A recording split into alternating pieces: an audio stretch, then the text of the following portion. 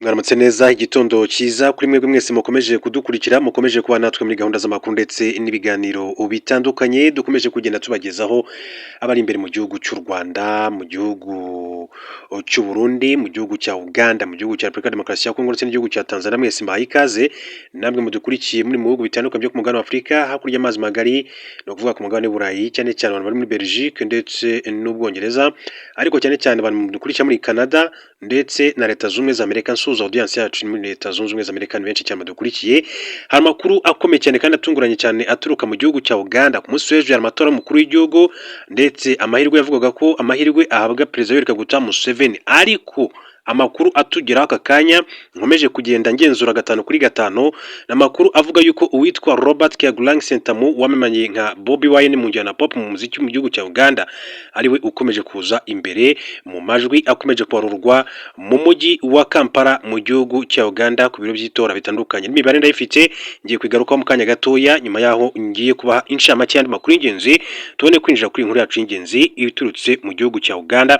Imibare ngiye kubagezaho imibare itunguranye mu buryo bukomeye cyane ku buyobozi w'ishyaka ritavuga rumwe n'ubutegetsi bwa Perezida Yoweri Kaguta Museveni. Ese nyuma y'imyaka 41 byaba bibaye ko witwa ubutavuga rumwe n'ubutegetsi yaba agiye gusimbura Perezida Yoweri Kaguta Museveni ku butegetsi? Mu kanya gato ndanabigarukaho byose mu buryo burambuye.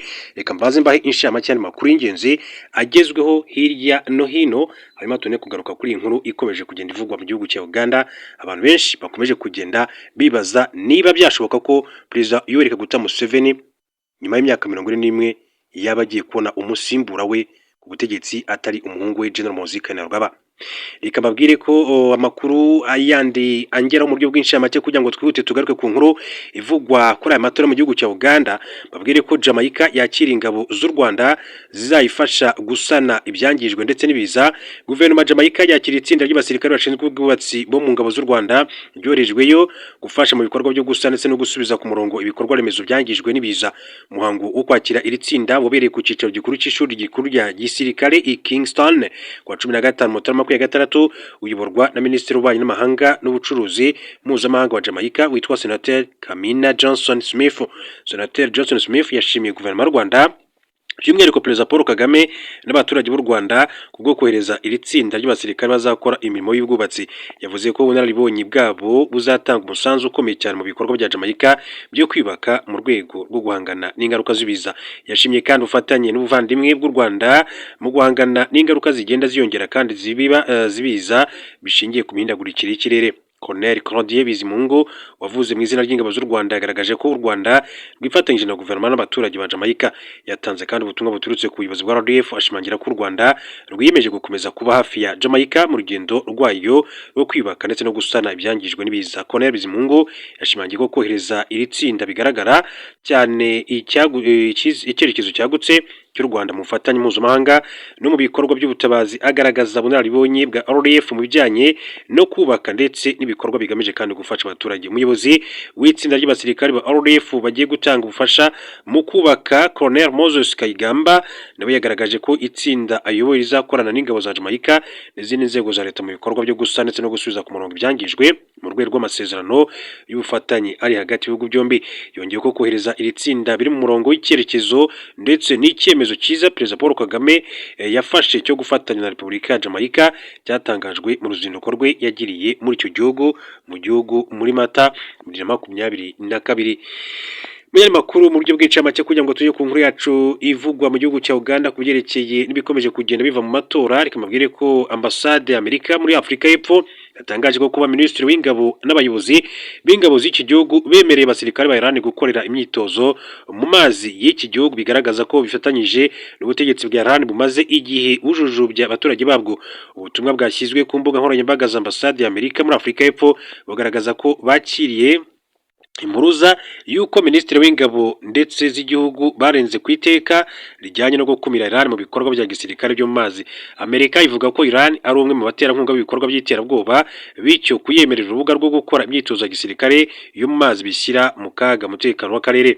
Iti by'umwihariko ntibyumvikana ukuntu Afurika y'Epfo yahaye ikaze inzego z'umutekano za Iran mu gihe zirasa, zifunga ndetse zica urubozo abanya-Iran bari mu bikorwa byo guharanira amahoro. Abanyafurika y'Epfo ati barwaniye. Afurika y'Epfo ntiyakwigisha isi ubutabera kandi ishyikiranye na Iran. Amerika yahamije ko kuba Afurika y'Epfo rero yemereye ingabo za Iran kwitoreza mu mazi yayo cyangwa se kugiterana yewe ndetse no kwerekana ko bizafatanya na leta si ukurenga umurongo gusa, ni uguhitamo kujya ku ruhande rumwe n'ubutegetsi bwica abaturage babwo kandi ni ukwinjira mu bikorwa by'iterabwoba. Abanyarwanda bamaze igihe kandi mu myigaragambyo bamagana izamuka rikabije ry'ibiciro ndetse no gutakaza agaciro ku ifaranga ryabo. Mbere makuru akomeje kugenda avugwa, reka mbabwire ko andi makuru aravuga yuko uyu mugabo yitwa Pahlavi ukomoka ibwami yitezwemo umucunguzi wa Iran, igikomangoma cya Iran, akaba kandi umwana wa Mohamed Reza Pahlavi wabaye umwami w'iki gihugu cyo mu burengerazuba bw'isi imyaka 38 kugeza mu mwaka w'1979. Niwe usahanzwe amaso umucunguzi wa Iran bazahajwe n'ubukene. Iran ikaba igiye kandi kumara amezi agera kuri 3 ihanganye n'ibibazo by'imyigaragambyo yatangiye igamije kwamagana izamuka ry'ibiciro, ubu ikaba kandi iri kweguza abayobozi bakomeye. Abarenga 2,000 kandi bamaze kuyigwamo. Leta zunze ubumwe za Amerika zavuze ko ibintu nibikomeza kandi kuba bibi izabatabara, no kuvuga izatabara abanya-Iran. Ubuyobozi bw'iki gihugu bwo buvuga ko Amerika na Israel ari byo biri inyuma y'ibibazo. Buvuga ko Amerika kandi nitera ibitero kuri Iran, iki gihugu kandi kigendera ku matwara y'idini ya Islam nacyo kizimura ku nyungu zabo. Ubu bigezaho abigaragambya kandi batangiye gutekereza Reza Pahlavi umaze hafi imyaka 40 aba mu buhungiro muri Leta zunze ubumwe za Amerika, bagaragaza ko ari we muyobozi ubakwiriye. Reza Pahlavi nawe kandi yakomeje kumvikana asaba ko ubutegetsi muri Iran bwahinduka, ibituma akomeza kandi kwigwizaho abamushyigikiye benshi bati harakabaho ingoma ya cyame. Uru n'urugamba rwa nyuma, Pahlavi azagaruka. Reza Pahlavi yibona kandi nk'umucunguzi abanya-Iran bakeneye ngo bigobotora ingoma y'amatwara ashingiye ku idini ya Islam. Yakunze kugenera ubutumwa abigaragambya ari muri Amerika aho atuye. Mu butumwa bw'amashusho kandi buhoraho yakunze gusaba abigaragambya gushyiramo imbaraga ntibarambirwe kuko inshinzi iri bugufi. Nabo kandi barasizoye batangira no kuvuga ibijyanye n'amagambo arimo umugambanye akwiriye gupfa. Ati bahamagara Pahlavi bati igikomangoma Iran iriteguye, turagutegereje. Uko bamurimbira, Pahlavi nawe rero yakunze kandi kugaragara mu bitangazamakuru bya Amerika asaba Donald Trump gutabara abigaragambya. Kwa 13 Mutarama, Trump yasabye abigaragambya gufata ibigo bya leta, anasaba ko ubufasha buri bugufi. Bivugwa ko n'intumwa ya Trump Steve Witkoff yahuye na Pahlavi baganira kuri iki kibazo. Pahlavi kandi kenshi yasabye ingabo ze n'abashinzwe umutekano wa leta gushyigikira imyigaragambyo. Mu mashusho yasohotse tariki ya 11 Mutarama yahagaze imbere y'ibendera rya kera rya Iran ryari rifite ikimenyetso cy'intare n'izuba, asaba ashyigikiye leta ya Iran rero guhagarika gukurikiza amabwiriza. Ati bakozi b'inzego za leta kimwe n'abasirikare bashinzwe umutekano, mufite amahitamo, mushyigikire abaturage, mukomeze kandi kuba inshuti z'igihugu cyangwa se muhitemo gufatanya n'abica abaturage. Ibintu muzabazwa igihe kirekire. Ibyo kugenda kandi kugenda k'ubuzima muri Iran byaturutse ku bintu byinshi cyane birimo ingaruka z'intambara iminsi 12 yayihuje na Israel, ibihano kandi byasubijweho na Loni kubera gahunda ya Iran y'ingufu za nucleaire. N'ifaranga rya Iran ryataye agaciro. Ufite idolari rya Amerika rimwe agahabwa $1,400,000 by'amaliyari ya Iran. Leta yagabanyije inkundanganire ku bikomoka kuri petrol mu bitumizwa amahanga ndetse no ku nganda zikora ibicuruzwa bituma ibintu biba bibi. Mbere gato rero yuko twinjira kuri inkuru yacu ivugwa mu gihugu cya Uganda, reka mbabwire inkuru isa nk'itangaje. Ni mu gihugu cy'Ububiligi, umukecuru imyaka 92 umaze umwaka adatwara imodoka yandikiwe contravention. Umukecuru imyaka 92 mu Bubiligi uba mu kigo cy'abageze mu zabukuru yaciwe hazabu inshuro 2 kubera gutwara imodoka yiruka ku muvuduko uruta usabwa, nyamara kandi amaze umwaka n'igice yarahagaritse gutwara imodoka. Umukecuru witwa Fernanda Van de Waal yaciwe amagero 126.84. Inzego zamuciye hazabu kandi rigaragaza ko ubwa mbere ari ku itariki ya 18 Ukuboza 2025 atwaye ageze ahitwa Farsienne yagenze ku muvuduko wa kilometero 80 mu isaha, mu gihe kandi abahanyura bagomba kugenda ku muvuduko wa kilometero 70 ku isaha. Ubwa kabiri bivugwa ko hari ku isoko 29 Ukuboza 2025 Bruxelles, nabwo kandi yarengeje umuvuduko wagenwe. Fernanda Van de Waal ati ubu sinyitwara imodoka none nibwo nshiwe ihazabu, ntabwo byumvikana. Mukecuru kandi yasavuga ko atazishyura amafaranga kuko ubu igihe agezemo adafite ubushobozi bwo kujya ahantu kure. 767 yanditse ko imodoka y'umukecuru iba mu rugo rw'umukobwa we ndetse itagikoreshwa n'ibiranga byose bikiriho, kuko amakuru akomeza kugenda bivuga. Ikaze mu makuru yacu Mu gihugu cya Uganda makuru aturukayo aravuga yuko mu bice bitandukanye by'umurwa mukuru wa Kampala amajwi akomeje kubarurwa. Biravuga ko muri miliyoni 5 z'abaturage batoye z'amajwi amaje kubarurwa mu gihugu cya Uganda. Biravuga ko uwitwa Bobi Wine cyangwa se Robert Kyagulanyi Ssentamu wamamaye nka Bobi Wine mu njyana pop muziki mu gihugu cya Uganda akaba ariwe uri imbere n'amajwi agera kuri 55. Ni amakuru natwe ubwacu dukomeje kugenda tugenzura 5 kuri 5, ariko gusa icyitonderwa ndagira mbabwire ko aka ni agace Bobi Wine n'ubusanzwe asanzwe afitemo abamukurikira benshi cyane cyangwa se amushyigikiye benshi cyane biganjemo urubyiruko n'ubundi rwakomeje kugenda rugaragaza ko rushyigikiye ko habaho impinduramatwara mu gihugu cya Uganda. Ariko andi makuru akavuga yuko mu bindi bice nanone bitandukanye byo mu ntara zitandukanye mu gihugu cya Uganda ahakomeje kugenda habarurwa amajwi atari yatangira gutangazwa bitewe nuko no kuyagenzura bigoye, bitewe hanini nuko leta yamaze gufunga ibijyanye na internet muri gihugu cya Uganda. Ariko nkuko n'ubundi byagenze mu mwaka wa 2021 Bobi Wine uyu nguyu yaje gusa nkaho yabonye amajwi menshi cyane mu mujyi wa Kampala, mu bice bitandukanye by'umujyi wa Kampala hanini kwa ko higanjemo urubyiruko ariko rwamutoye ku bwinshi cyane, ariko mu bice byinshi cyane byo mu cyaro bagiye bitorera muze Yoweri Kaguta Museveni ubu ngubu afite imyaka igera kuri 81. N'ubundi no kuvuga ngo turacyakomeza gukurikirana 5 kuri 5 tuze kumenya ngo ese niki gikomeza kugenda kiva mu ibarura ry'amajwi mu matora muri iki gihugu cya Uganda, nkuko abantu benshi cyane babitegerezanyije amatsiko. Hagati aho mbabwira ko Perezida Museveni yatoreye ku ishuri banza rya Kalo mu burengerazuba bwa Uganda. Nyuma yaho kandi yabwiye abanyamakuru ko yatoye perezida n'abagize inteko ishinga amategeko. Yakomeje avuga ko yizeye ko agomba gutsinda akabona nibura amajwi 80% mu gihe nta bikorwa byo kwiba amajwi bibayeho, ndetse anavuga ko bidashoboka ko Bobi Wine yamuhigika. Uyu mugabo yiyamamaje avuga ko afite intero yo gusigasira ibyagezweho kandi agaharanira ko igihugu gikomeza gutekana Uganda ikazamuka ikagera mu cyiciro cy'ibihugu bifite ubukungu buciriritse. Ni mu gihe Bobi Wine bahanganye imyaka 43 we yakunze kumvikana asaba abakiri bato guharanira guhindura ubutegetsi buriho niba bashaka ko ubukungu bw'igihugu buzamuka. Amatora yo muri Uganda yakozwe hifashishijwe ikoranabuhanga mu kugaragaza ko umuntu yatoye, gusa mu bice bimwe na bimwe iryo koranabuhanga ryanze kugenda rikora. Nka komisiyo y'amatora yaramutse kandi ibwira abakuriye ibiro by'itora ko aho imashini zizwi nka BVVK zanze gukora itora rigomba guhita rikomeza kandi hakoreshejwe rest y'itora nk'uko byakomeje kugenda bivugwa.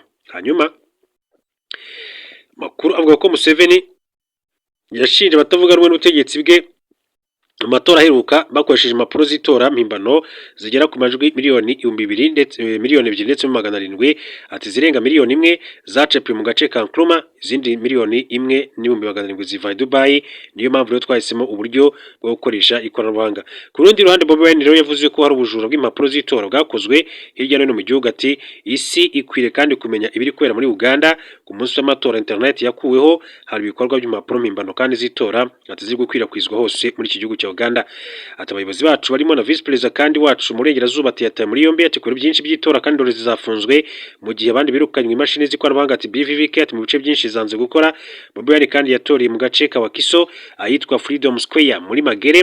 Museveni uhabwa amahirwe yo kongera kandi gutsinda ari ku butegetsi kuva mu mwaka w'1986 mu gihe Bobi Wine bahatanye we yari afite imyaka 4 icyo gihe y'amavuko.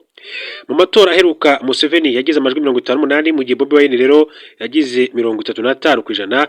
Itora nirangira kandi byitezwe ko mu masaha 48 aribwo amajwi y'agateganyo azajya hanze. Amajwi abarirwa kuri buri site y'itora, ibyavuyemo bikoherezwa kuri komisiyo y'amatora.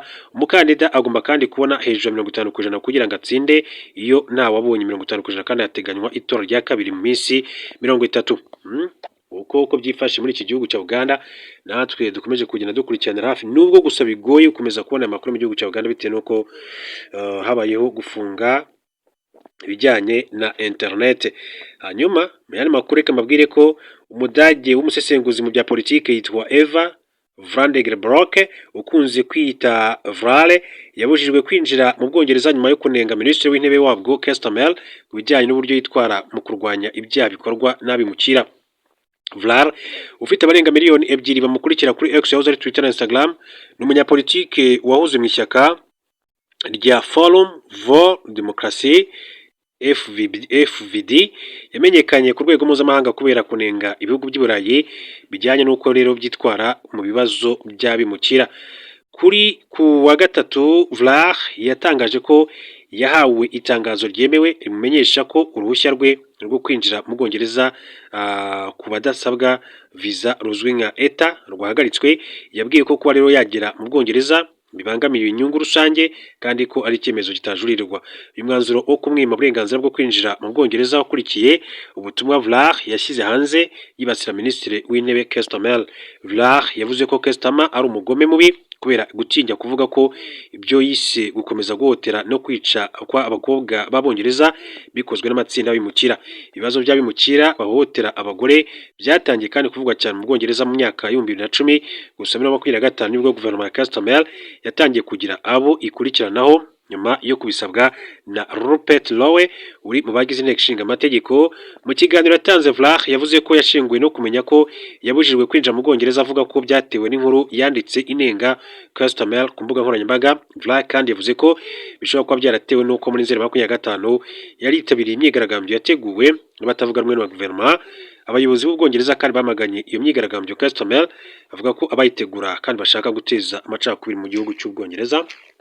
Nuko amakuru akomeza kugenda abishimangira muri rusange. Hanyuma andi makuru akomeza kugenda avugwa, babwire ko uwitwa Madame Samia Suluhu Hassan, perezida w'igihugu cya Tanzania, yashize yemera ko Tanzania yafunze internet mu gihe cy'amatora. Perezida Samia Suluhu Hassan wa Tanzania yemeye ko mu matora y'umukuru w'igihugu n'abagize inteko ishinga amategeko yabaye mu Ukuboza 2025 leta yafunze internet yisigura kuba diplomate byaba byaragizeho ingaruka migendekere y'amatora muri Tanzania. N'ingingo Perezida Suluhu kandi yagarutseho ku wa 15 Mutarama 2026 mu ijambo yagejeje ku bahagarariye ibihugu byabo muri Tanzania. Yiseguye kuri abadiplomate kubera ibibazo baba baratewe n'icyemezo cyafashwe cyo guhagarika internet kubera akavuyo kari kavutse mu matora y'umukuru w'igihugu. Ati kubafata bikorwa bacu umuryango mugari w'abadiplomate ndetse n'abanyamahanga batuye muri Tanzania biseguye kubera ibibazo birimo kugenzura serivisi zitandukanye mu buryo bukomeye no guhagarika internet tumwahuye nabyo. Ati ndabizeza ko tuzakomeza kuba maso kugira ngo duhorane umutekano wanyu kandi twirinde ko ibi byabaye byongera kubaho. Perezida Samia Suluhu yavuze ko nubwo Tanzania kandi yahuye n'imbogamizi igikenewe ari gukomeza gukira ibikomere ndetse no kunga ubumwe. Ati nashyizeho komisiyo yigenga ngo ikurikirane ibibazo bijyanye n'itegeko nshinga ryacu kandi twiyemeje kandi gushyiraho komisiyo y'ukuri n'ubumwe. Perezida Madame Samia Suluhu yavuze ko ari ingenzi gukomeza kandi guharanira ubutabera ndetse no kubaka igihugu nyuma y'ibibazo byavuzwe mu matora. Nubwo habayeho ibibazo, Perezida Suluhu yatanze icyizere gikomeye ashimangira ko Tanzania ikomeje kujya imbere, ikaba kandi ifite icyerekezo cyo kubaka demokarasi, amahoro n'ubukungu bwagutse. Ku 29 Nzeri kugeza ku itariki ya 4 Ukwakira 2025 muri Tanzania habaye imyigaragambyo yatewe hanini no kutishimira uburyo abatavuga rumwe n'ubutegetsi babujijwe kwiyamamaza mu matora y'umukuru w'igihugu. Ni amatora yegukanywe na Samia Suluhu Hassan wari usanzwe uyobora icyo gihugu cya Tanzania. Mu gihugu cy'u Burundi mbabwire ko urukiko rwisumbuye rwa Ngozi mu Burundi rwakatiye umunyamakuru Sandra Muhoza igifungo cy'imyaka igera kuri 4 nyuma yo kumuhamya icyaha cyo kubangamira ubusugire bw'igihugu ndetse no kwiba amacakubiri. Muhoza ukorera ikinyamakuru La Nova yatawe muri yombi tariki ya 13 Mata 2024 azira kwandika mu itsinda rya WhatsApp ko afite amakuru yizewe ahamya ko leta y'u Burundi yahaye imbonerakure imihoro kugira ngo izigirire nabi batavuga rumwe nayo.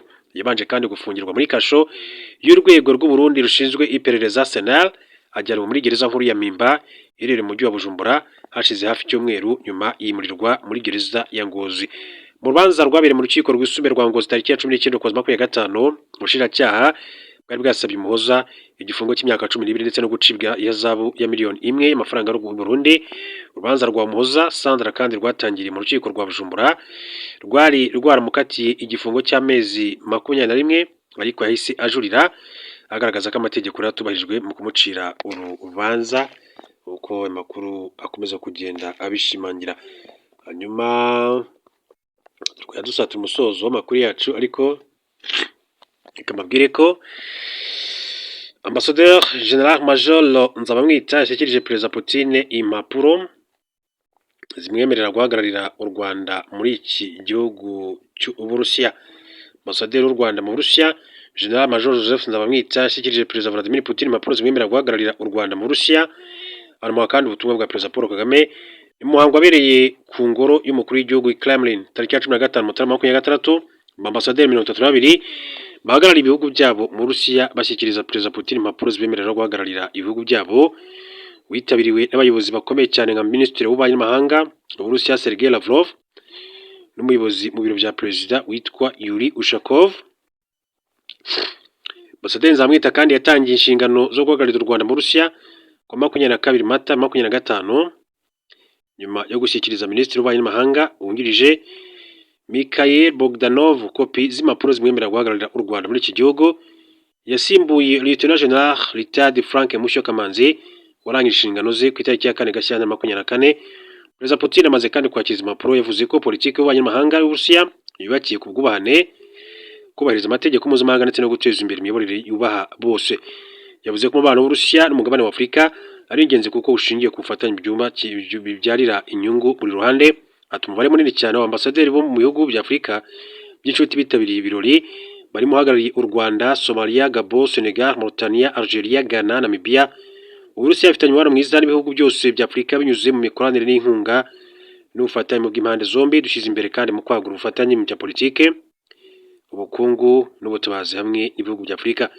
Ibiciro ku rugendo rw'ibihugu byinshi cyane bya Afurika kandi rugana ku bwigenge Uburusiya bwarugizemo uruhare rubifasha mu iterambere inzego zitandukanye ndetse no guha ubumenyi abayoboye abandi. Putin kandi yavuze ko igihugu kizakomeza gushyira imbaraga mu kwagura ubufatanye bya politike, ubukungu n'ibindi byemeranyijweho mu nama yahuje Uburusiya na Afurika yabereye i Sochi ndetse na St Petersburg yahuje ba Minisitiri w'Ububanyi n'Amahanga ba Afurika. Uburusiya yabereye i Cairo muri 2025 ndetse ngo hari gutegurwa indi izaba muri uyu mwaka. Nyuma y'umuhango Ambasaderi Nzamwita kandi yashyikirije Perezida Putin ubutumwa bwa Perezida Paul Kagame anagirana ibiganiro na Minisitiri w'Ububanyi n'Amahanga Sergei Lavrov na Ushakov. Baremeranya kandi kuzakomeza kuvugana ibiganiro hagati impande zombi kandi byibanze ku mubano mwiza usanzweho hagati y'ibihugu byombi watangiye mu mwaka w'1963 ariko ugenda wongerwamo ikibatsi. 2018 Perezida Kagame na Perezida Putin bagiranye ibiganiro igihe babaga bitabiriye inama ihuza Uburusiya na Afurika. Hari kandi ibiganiro biba kenshi hagati ya Minisiteri y'Ububanyi n'Amahanga ku mpande zombi. Nk'urugero ku itariki ya 19 Ukuboza 2025 Minisitiri w'Ububanyi n'Amahanga Ambasaderi Nduhungirehe yajyanye ibiganiro na Sergei Lavrov w'Uburusiya ubwo bari i Cairo mu Misiri. U Rwanda n'Uburusiya kandi bifatanya mu nzego zirimo ikoranabuhanga mu by'inganda za nucleaire, aho Uburusiya bufasha u Rwanda kubyaza amashanyarazi ingufu za nucleaire. Binafatanya kandi mu burezi aho amagana